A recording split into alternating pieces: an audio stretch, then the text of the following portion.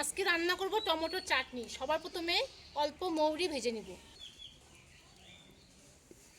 উনান ধরে নিয়ে কড়াই বসে কড়াই গরম করে অল্প মৌরি ভেজে নিব। মৌরি ভাজা হয়ে গেছে, শুকনো শিলপাটায় নামিয়ে নিয়ে গুঁড়া করে নিব।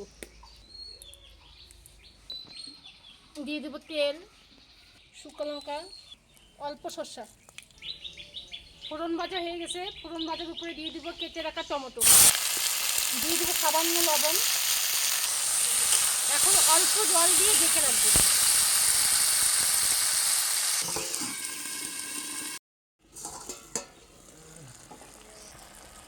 দিয়ে দিব পরিমাণ মতো হলুদ।